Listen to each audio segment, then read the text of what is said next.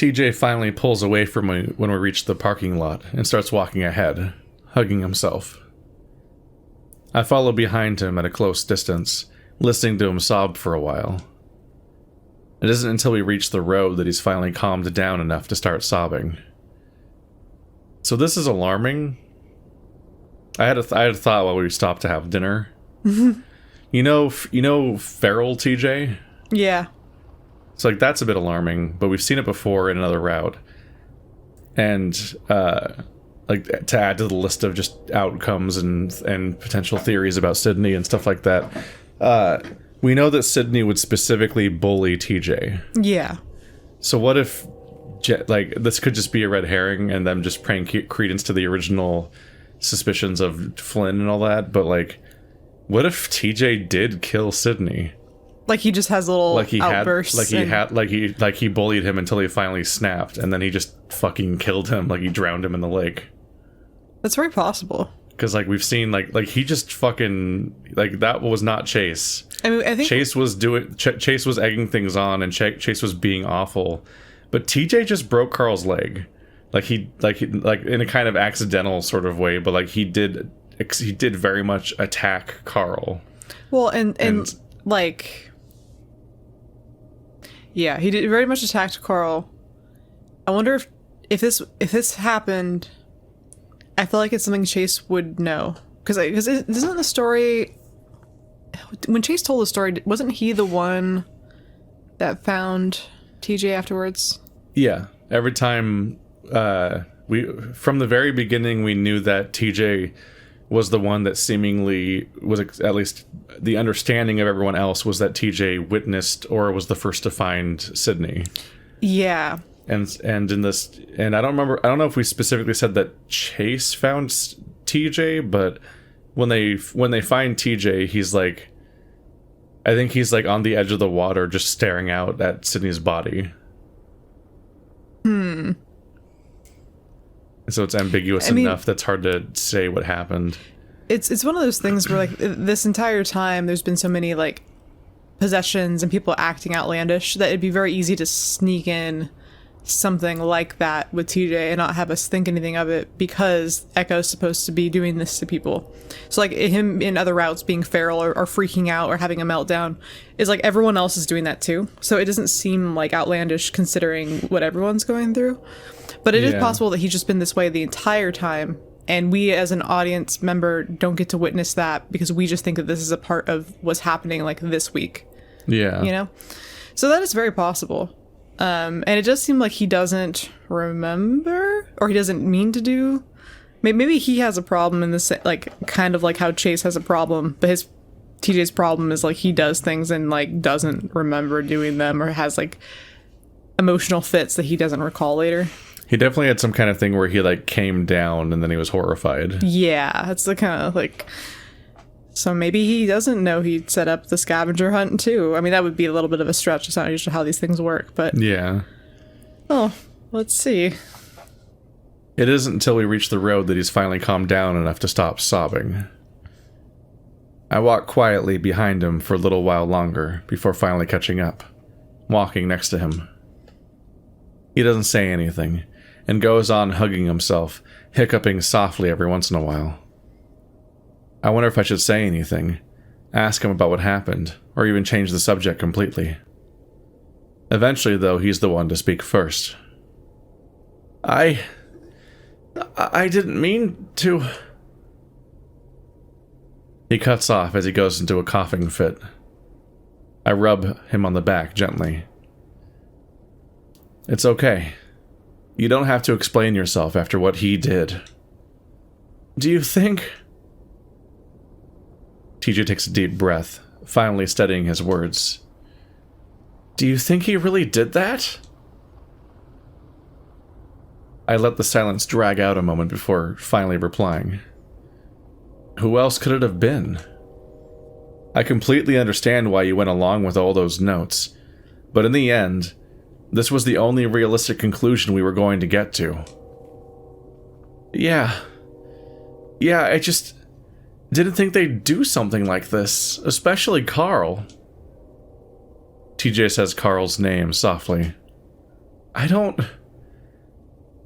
know if he did it, but then I remembered what he said when we played Spin the Bottle. I felt like it had to be him. Spin the bottle? That hasn't come up before. I wonder if that's a typo? No. A mistake? Maybe TJ's gonna elaborate. Maybe. I thought he meant Never Have I Ever. Oh. They played that game. Yeah, and then okay. That's when that's when Carl called him out. I think they just have a mistake in this unfortunate moment. That's a very different game, though. Unless we're about to have a surprise, yeah. I was just hoping that they were playing Echo could do with bottle. a revision just across the board. I was just so angry. I've never been so angry in my life. It was scary. I mean, maybe Flynn didn't tell him everything about what was going on. I guess he could have been tricked into thinking Flynn somehow had good intentions in all this. I don't know. His leg! TJ covers his face like he's about to start crying again. I quickly put my arm around him and hold him close. Hey, this isn't your fault. Honestly, he deserved that scratch you gave him. He fell on his own. TJ shakes his head. I can't even remember what happened. I just started running at him like I wasn't in control. It was like it was all automatic or something. Yeah. Him, too. TJ. I stop the links and turn him towards me, even though he keeps covering up his face. This is not your fault. What Flynn and Carl did to you is absolutely disgusting. And honestly, I'm amazed that you were able to hold yourself back as much as you did. But the sounds he was making, it sounded so awful. TJ's face screws up under his paws. I hug him again. No. He only had a taste of the pain you're feeling on the inside. Now stop thinking about him. It's over. This whole thing is over. TJ starts crying softly again, and I hold him closer, letting him get it out of his system. Over his shoulder, I can see the ambulance lights flashing, but they don't have the siren on. I'm thankful for that, at least. My phone buzzes in my pocket a few times, but I ignore it, waiting until the Lynx's soft sobs taper out. I turn him away from the lake so he doesn't see the lights, and we keep walking slowly up the road. Less than a mile away, the motel sign glints in the sunlight. TJ shuffles along, continuing his quiet snuffling. I didn't realize how close the motel was to the lake. Yeah, apparently pretty damn close. Did you want to leave today? I don't know. Maybe. Well, let's get back to the motel and sit down for a while, okay? Then we can decide what we want to do. What if they just left before the hysteria happened? And it just didn't happen. And it's just like the end, you know. What's throwing me off is that this feels relatively climactic, and none of the hysteria has happened yet. Yeah. And so it's narratively, it would feel weird to introduce it at this point. Yeah, where else is there to go? Janice had that thing back then, but it hasn't really been talked. Nothing's happened since then. Right, the grave. I kept thinking we'd find out who the meat was. I was waiting for Julian to just disappear from the story suddenly. Oh, I forgot he was here again. Yeah, I thought he was going to be the meat. Okay. TJ's breathing evens out again as we get closer to the motel. But why do you think Flynn would do that?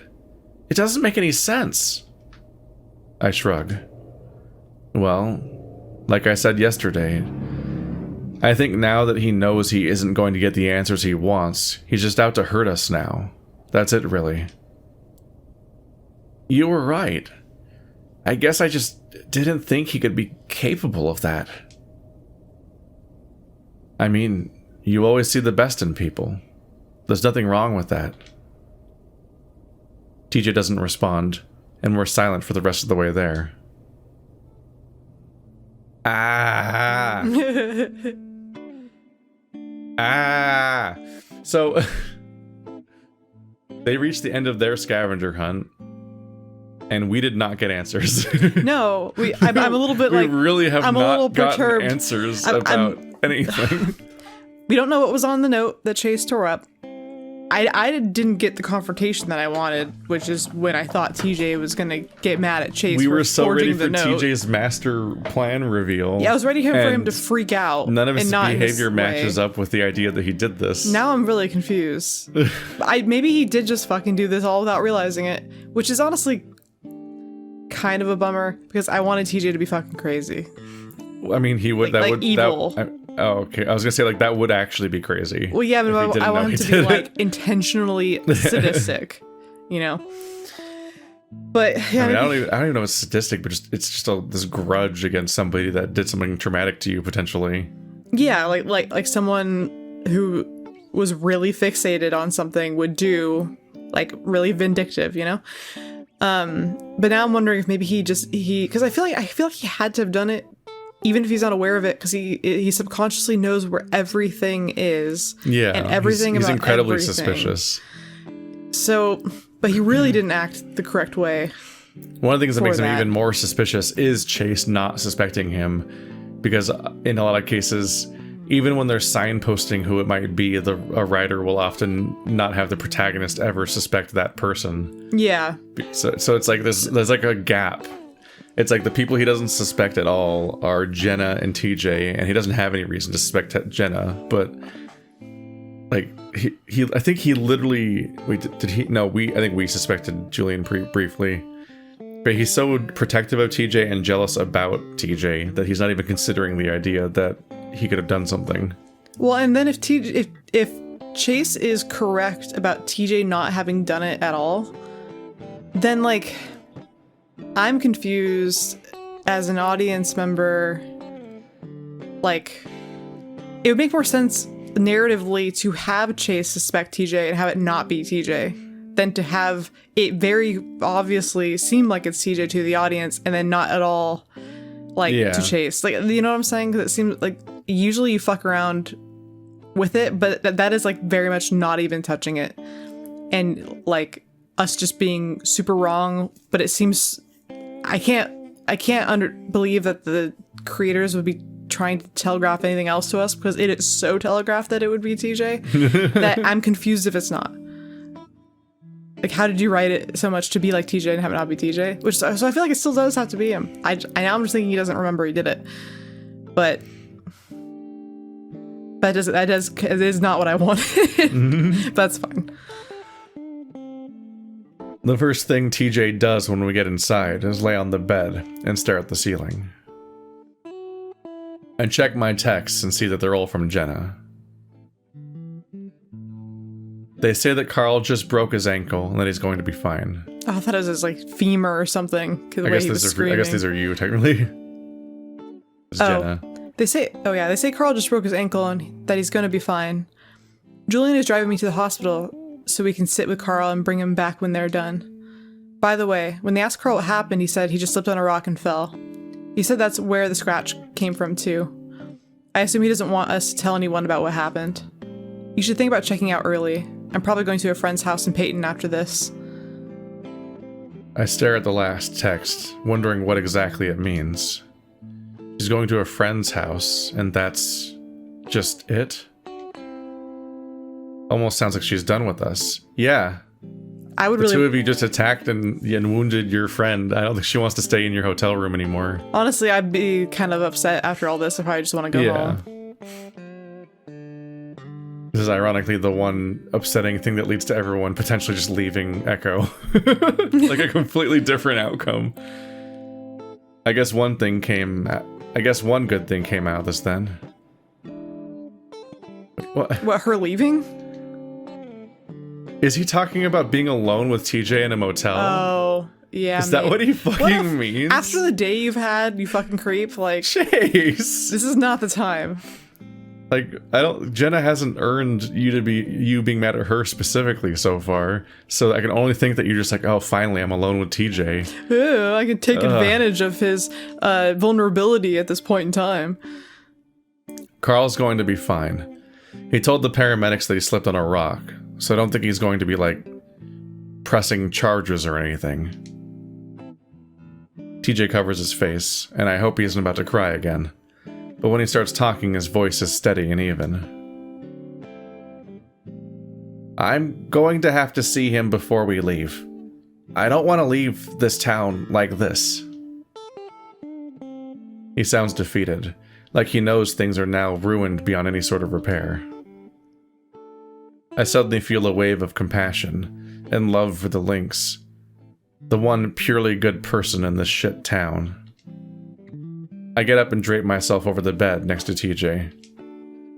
He looks up in surprise, ears perked and twitching, his tufts waving around in the most adorable way. Listen, I know we can't just forget what happened back there, and I know we can't just fix everything, but... I pause and wait until TJ looks up at me. I want to spend the rest of this weekend together and just have fun. There's not really much else we can do. TJ looks back up at the ceiling. But what about your project? What project? I laugh. Dude, that doesn't matter anymore. I'll just retake the class over the summer or something. That doesn't sound good. I don't want to cause you to fail. You're not. I'm making this decision. TJ continues to stare at the ceiling, his eyes glistening with unshed tears. I don't know. It doesn't feel right. I just broke Carl's leg. Carl fell and broke his leg, TJ. No, I did it. Things are so messed up now. His voice starts to go up high again, and I quickly put a paw on his shoulder. Shh, we can't think about that anymore. It's over. I rub his shoulder comfortingly. You know what? Let's go to Peyton. Get out of this crappy town and do something, okay? TJ lets out a shuddery sigh. Maybe. I just need a minute. Okay. I roll over and look out the window through the blinds, feeling like I've accomplished something. Everything that Chase does for TJ comes off as so self-serving. It makes me angry. No, I do not do not like Chase at this point at all. Like in every other route, Chase is he's just, you know, kind of shitty. But in this one, he's just like, I'm such a nice person. Like I'm comforting him. Like I'm doing such a good thing. Like blah blah blah blah blah. And it's just really irritating. Every single thing he does comes off as motivated. Yeah. Yeah, motivated to either make himself feel good about himself or to fuck this poor little vulnerable critter. What else you enjoy? Things went a little further than what I'd planned on, but it's working out for the best. Yeah, really? Really? Poor Carl. One of your oldest best friends' leg's broken. Just, you have to be real sure he did this. Yeah, and all your friends hate each other, and Jenna's mad at you, and like... This is all, Flynn is gonna come kill you, so... Yeah, Flynn will actually show up with a shotgun. The only person you can speak to at this point is Leo, who's probably pissed that you've avoided him this entire week. Yeah, So like, he has not been here. It's not great. I forgot, actually. No, this is the route where he has successfully driven away everyone. Yeah. It's just TJ now, and that's not great. That's not a good dynamic. Like, he's essentially isolated TJ. My main issue now is figuring out what the hell Flynn and Carl were planning with all that bullshit. And what all they know. Know about what? So, Chase, about the thing that would ruin your life, and about what they all know. And what about what you know? What's up, buddy? You want to share? We're playing you, so you want to share with us? Huh? You want to share with Keith and I, huh? Assuming it had been them at all. But as of right now, I can't imagine who else it could have been. It was Julian. That would be the biggest twist of all time. Along. The worst written game I've ever played. It makes no sense, but it's funny. That would be deeply frustrating. That'd make me laugh That'd so be much, though. that'd be so irritatingly Zero Escape, I'd lose my mind. I would think it was so funny. I feel a little guilty about what happened to Carl. But I had to show everyone how stupid and crazy the whole thing was. And just then, I see Flynn's truck roll into the parking Flynn's lot. Flynn's here to fuck you up. I just got so excited I pulled my earpiece out. Yeah, no. I'm very excited. I tense up, staring You at better disbelief. tense up. Oh, fuck. You better tense up. He gonna come get you. That fucking tweet. It's like, me fucking about. Oh, yeah, fuck yeah. Yeah, let's go. Me finding out. Oh, fuck, shit, this sucks. That's a good one. I stare around. I think it's also it's like me reaping and me sowing or whatever. I tense up, staring in disbelief. What the hell reason would he have to come here? What the fuck do you think, Chase, bro? He's going to kill you both. That's his baby. That's his boy right there. I'm only frozen up for a moment before I suddenly swing my legs off the bed. I don't know if TJ's looking. I hope not, as I start closing the blinds. I'll close these so the sun isn't shining in your eyes. I'm gonna make a call to Jenna to make sure things are going all right, okay? And then I'll tuck you into bed and give you a kiss on the cheek because I'm taking care of you. And then I'll smother you with a pillow. Nighty-night, TJ. That would be a very big twist. I look back and I'm relieved to see TJ only now looking over at me. Okay. Tell her I'm sorry. I will. Now get some rest. I try not to look like I'm in a hurry as I go to the door and open it wide enough for me to slide out. Flynn's truck pulls into a parking space about 20 feet away, and I jog over to him before I can get out. Hey, I say, just as he opens his door. He looks at me coldly for a moment before getting out and slamming the door shut. Hey. We stand there awkwardly for a full 10 seconds, but Flynn doesn't say anything. You need something? Why do you think I'm here, Chase? I shrug. I have no idea, Flynn. Flynn stares at me for a few more seconds as he chews on a toothpick in his mouth. You were down by the lake. That's a really weird thing to assume, Flynn. Oh gosh. Flynn scoffs. Don't play with me. I see ambulance lights over by the lake, and 10 minutes later I get a text from Carl telling me he hurt his leg. Really, Flynn? People go down by the lake all the time. It could have been anyone. Yeah, that's not normal thing to say when you're not guilty. Yeah. Chase? And also, it could have been anyone. Carl said that he hurt himself, so why say it could have been anyone? Yeah. No one goes down by the lake. I know you've been sneaking around town doing shady shit with Tej and Jen. I keep on a straight face, refusing to crack under Flynn's pressure. The only reason why I didn't ask you what the fuck you were doing is because I know you all hate me right now. But if you really went down there together, that's fucked. Why is that fucked, Flynn? Because you decided it's off limits for everyone else? Because it makes you feel bad? Fuck off. Flynn's eyes widen for a moment. Do not fuck with me on this, Chase. You know that's the last thing I ever want to hear from you. It's strange how I feel right now. Normally I'd be trying to calm the lizard, trying to talk him through his temper and past trauma. But now I don't care. Just like with Carl, I don't care how far this goes. Oh no. This is his fault in the end. I can't believe you, Flynn. You start this whole thing, and now you try to act like the victim. It's fucking disgusting. Flynn gives me a baffled look. What are you talking about? You mean what I said by the river? Actually, yeah, that was probably the start of it. How does that lead to you assholes fucking around by the lake? You know exactly how. I watch Flynn carefully, trying to see if I can sense anything in his demeanor and his expressions. I've never really known him to lie, but if he's lying right now, then he's fucking amazing at it because all I can see is bewilderment. You must have a lot of experience with lying. Chase, what the fuck is up with you right now? What do you mean? You're acting like an ass. Oh, so now you know how we'll feel when you talk to us. Flynn stares at me, studying me. Then he looks up. Who's here? No one. The fuck?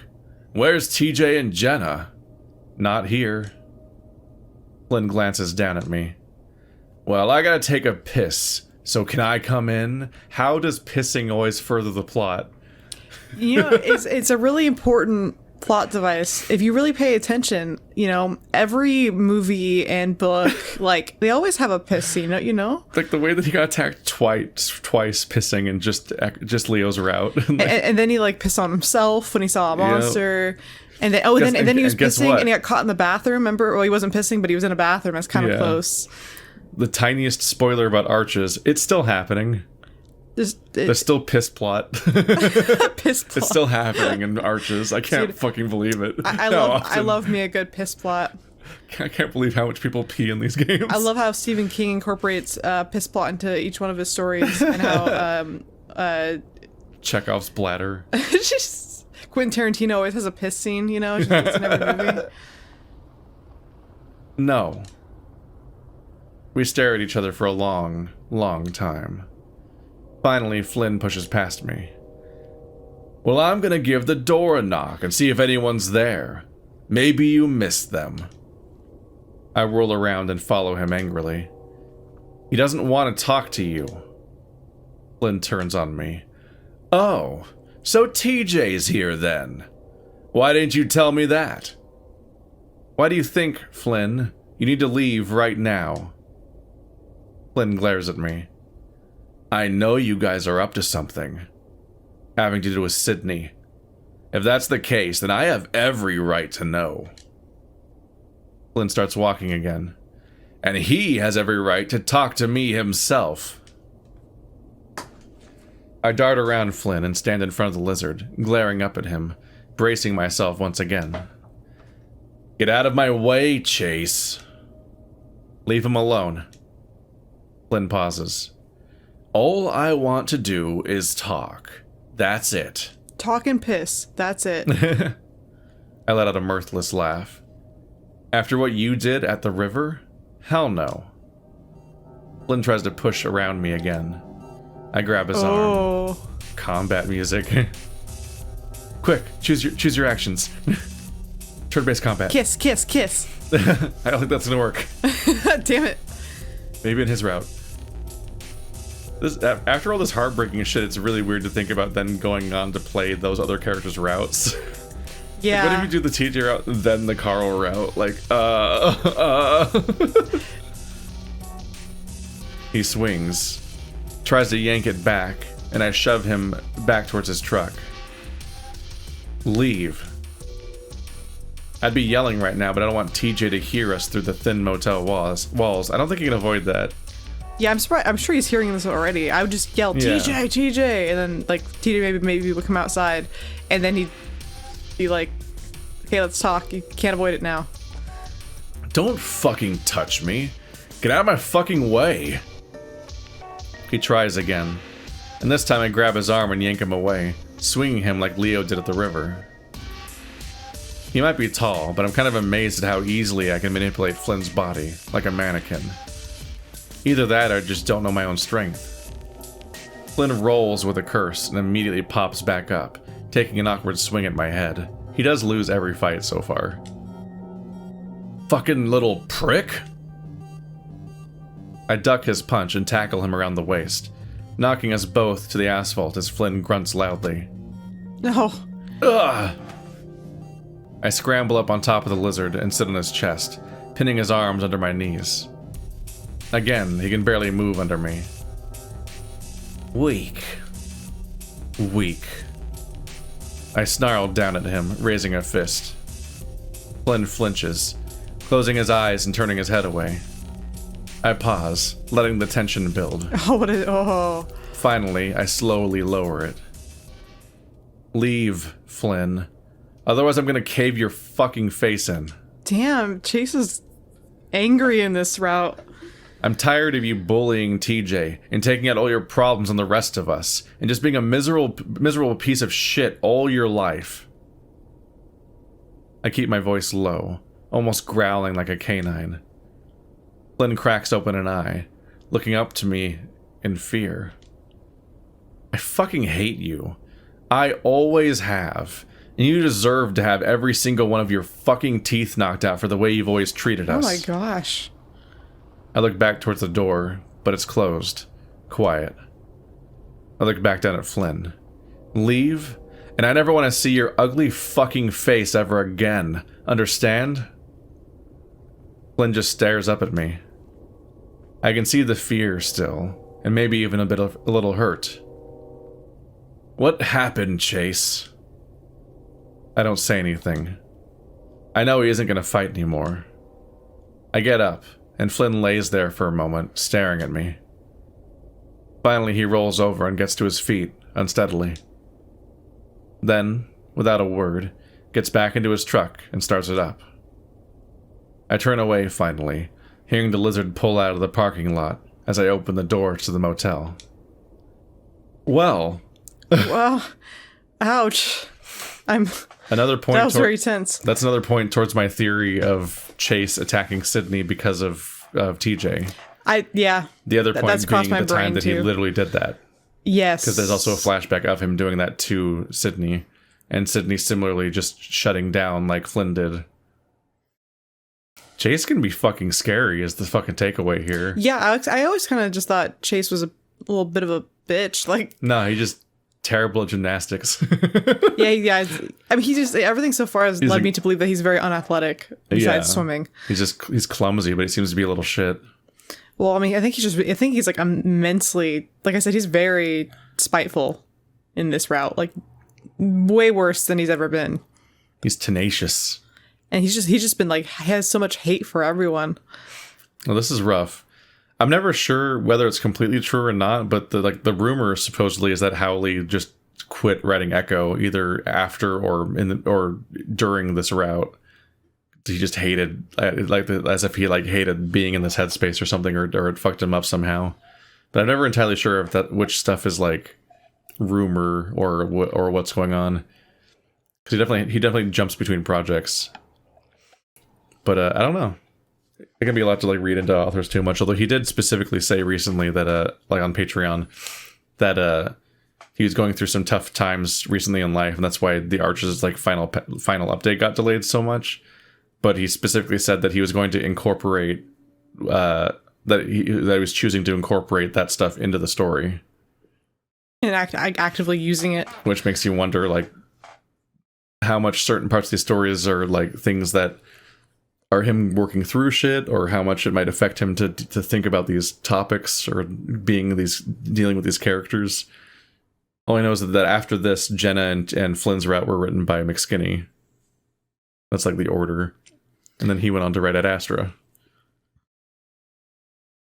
Who knows? Well, I think some of the best stuff out there is fueled by very dark forces in your brain. Most of what I really like would not be. I mean, I don't know the people that make the stuff I like, but there's no way that those people they don't have some fucking issues. I worry about Ennio Asano. I love that man. I love him very much. That is one of the testaments to I love to feel bad when I enjoy media, and that is you're wearing a great a Poon Poon shirt right now. I am wearing a Poon Poon shirt right now. I have a Poon Poon tattoo, but I loved reading that. I love feeling bad. I like reading all of his stuff. Most of what I like makes me feel bad. I think it helps you work out things in your life that are also bad, and also makes you feel less alone about those things, and then it makes you really appreciate the things in your life that are good. And so there's something just very misery me up, baby.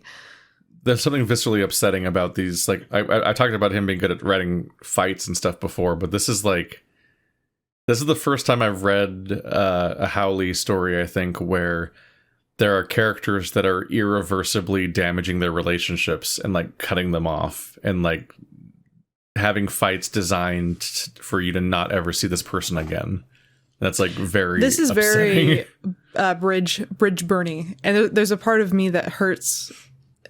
Like that last scene hurt me because that is something that is like, and even just the breaking of Carl's leg, it's like there's some things that are like really hard to forgive a person for. And even if you do, it's like not going to be the same. I have like, and I think a lot of people do have like this fear that like the relationships in your life will have a moment like that, or that you will be the villain who does something like that without thinking or without meaning to, and you're just ruining the relationships in your life. There's nothing more like really depressing than having like a movie or a story where a person like almost accidentally does something like that to all their loved ones and being like absolutely and utterly alone. It's like it is. I fear that sometimes. I don't know how this is possible, but I'm relieved to see TJ sitting on the bed, looking down at his phone. Yeah, there's no way TJ I was didn't hear all that he'd heard something. He looks up when he hears the door open. Hey, Tej. What did she say? Do you think Chase forgot what he even means? Carl's good. The doctors are checking him out. That's like even less humanizing. Like the fact that he had an answer ready, he remembered his lie and was still thinking about that after what he just went through. He didn't even go like, Yeah, there's no stammer. She says Carl's fine. Like, There's no awkward moment of remembering that he was lying to TJ. She said you're fine. And she understands why you did it. But I guess she's a little stressed out, too, because she's going to a friend's house in Peyton. Oh. TJ's ears lower. I think she just wants to give you space. Maybe. I did get a text from Julian. Oh, really? There's that little twinge of irritation.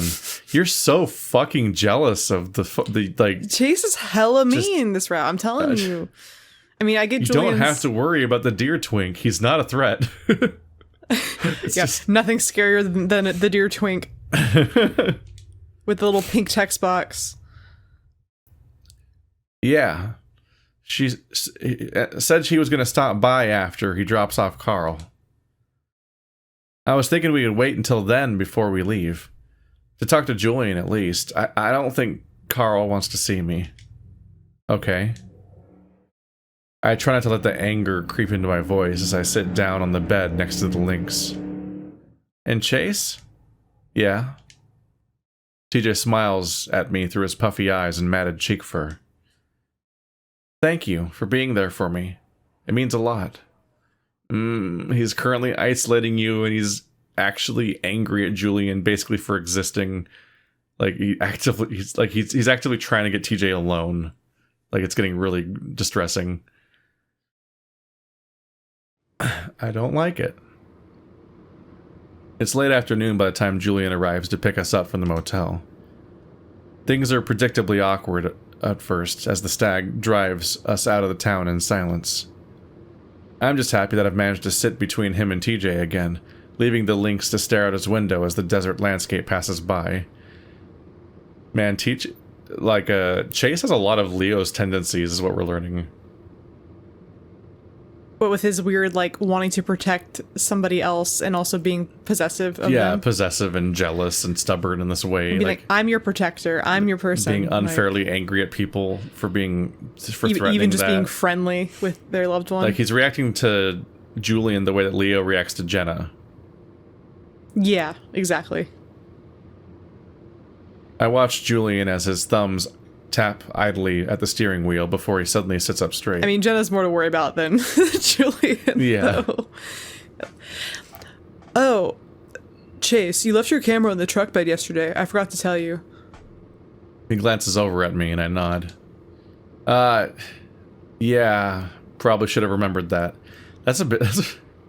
Chase does not give a shit about this project. He's so bad at this. Yeah, this project was never meant to really be, you know? Yeah. I'm sure even his 2 years out project, like, fucking sucked. He probably barely passed. It's a nightmare. Do you want me to pull over so you can grab it out? I don't know how you feel about it sliding around back there when we're on the highway. I shrug. Seriously, it's fucking expensive.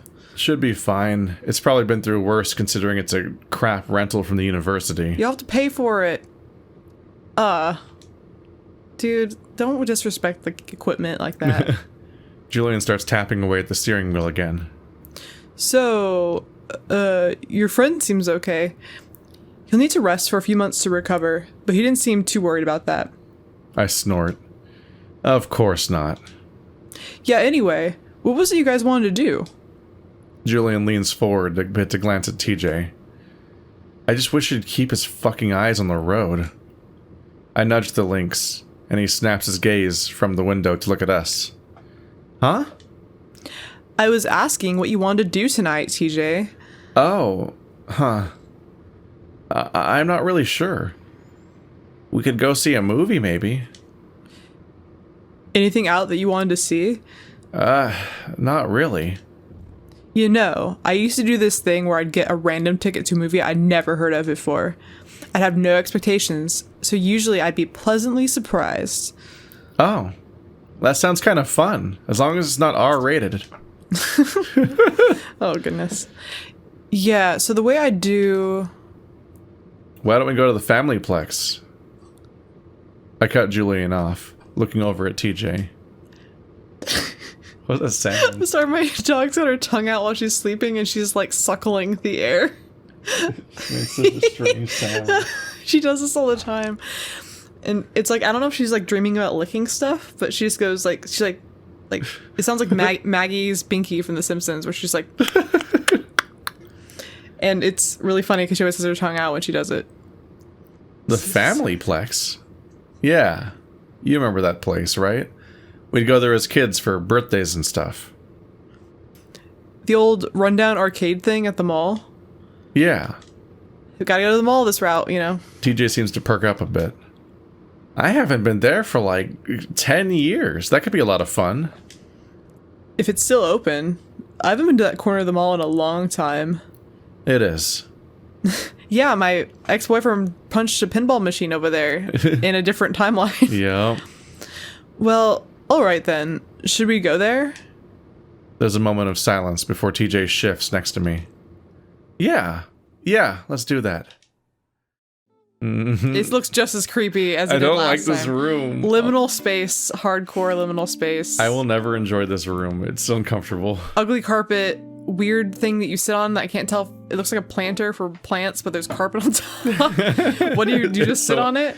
All these benches face towards each other. It's Why? just some kind of weird sitting spot, yeah, but it's just uncomfortable. There's only chairs in this area. I don't nothing understand. Else to do. I really don't understand that there's a bench just in the way of what looks like the place you'd walk through. Like, I don't understand the solid backed bench. Well, I know for sure. But I'm also like, it's wild that there's like essentially 4 different kinds of bench in That's frame. frustrating. That is frustrating. Like the circular things are different from the one on the left, which is different from the one on the right, which is different from the one on the back, but they're all the same color. This is a roller rink place. So the benches are probably all there for people to put on their roller skates and stuff, and the bench is blocking it so that you don't have like a place where kids can just skate on the carpet, which is not something they're supposed to do. Yeah. And the bench is facing that way, so that way if they have trouble finding a place to sit down to take their skates off, they have an immediate place to sit. I understand that. I don't know why they're all different. No. I hate the space so much. The yellow's really ugly, and I hate primary colors when they're all together. I also just don't know how they're gonna have quote-unquote a lot of fun at such a dinky little place with like 2 arcade machines, and it looks like uninhabited liminal nightmare, and I doubt they're gonna use the roller rink correctly. One, so it's like, they might be too big or old for like any of the things that you can do there. yeah, They might not even let them in. they just had to escape Julian's suggestion of a non-interactive movie experience because he probably wants to hit on TJ despite everything that's happened. Did you ever go to when you were a kid, did you go to Chuck E. Cheese? Yeah. Have you ever been to Chuck E. Cheese as an adult? No. God, it's horrible. There's nothing to do there. That's why Dave and Buster's exists, right? Is to be a Chuck E. Cheese Dave for and Buster's, adults. hot take. Dave and Buster's kind of sucks. No, it's horrible. I hate Dave and Buster's. Dave and Buster's is legitimately horrible. When Toaster came in to visit, the first thing we did, because we were killing time at the mall, is we just wandered through the Dave and Buster's, and like, it's so bad that like half of the games are phone games that were ported to arcade. Yeah. So you'll see fighting games that have 2 buttons, and you're like, what the fuck? Well, and a lot of it, Why? It'll be like Why don't they have real video games? What's wrong with them? Fruit Ninja, but the arcade Yeah. game. And the one that made me the most... It's like condescending. Like, why is the adult video game arcade have simpler video games than the children's arcade games? Well, I haven't been to a children's arcade in a while, but I don't think that they have good arcade games anymore. I just mean like when I grew up playing like much more complex games at arcades. Like, why the fuck does the They adult don't make place good have arcade Garbo? games anymore. I think that's really what it is. If you go to a kid's arcade now, it's not good. None of them's good. Yeah, we had Las Vegas had all those like rhythm games and stuff at least. Well, that's Japan. Japan's probably on top of it. But with their adult they're in entertainment. Vegas. Like they could buy those machines. Well, no, I They mean, exist. Yeah, but they had a company that they were renting from that specialized in Japanese game rentals. So it was very specialized. It was not as if that they were just there. Hit the lever. The worst one, the one that like made me the most depressed was the one where it's literally just a wheel and you spin it for tickets. They're not even tickets, they're just points to put on some stupid card, so like the feeling isn't even there. But it just has a screen with a 3D version of the Monopoly Man sticking his hand out and then poking his hand with his finger, like he's like, give me money. Like he's doing that thing where you're like, pay me, and you're poking your hand, the palm of your hand with your other hand. And I was like, what? This is capitalism. I hate the Monopoly Man, as we all should. And he's just asking me to throw money. It's like it was so on the nose, because what I'm actually doing if I play that game is giving a company money that I'm getting pennies back for. I'm giving them like $5 to get like 2 cents of worth of stuff, and this company's just profiting on me being mindless and like having an addictive personality. Like there's no game to it. You just spin it for tickets or something. It points, whatever. And it's like, cool, what can I get for these points? And it's like an Among Us plush. And I'm like, cool. No, modern. They have I don't like these reminders. hot wings and like overpriced sugary drinks, and it's so loud in there.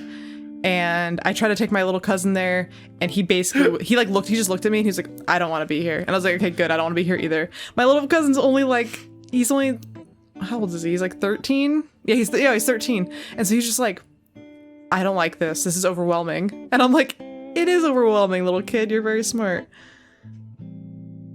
Now she just actually is licking the air. She's licking her paws. Yeah. My dog's licking her paw in her sleep. But it's like her paws aren't there.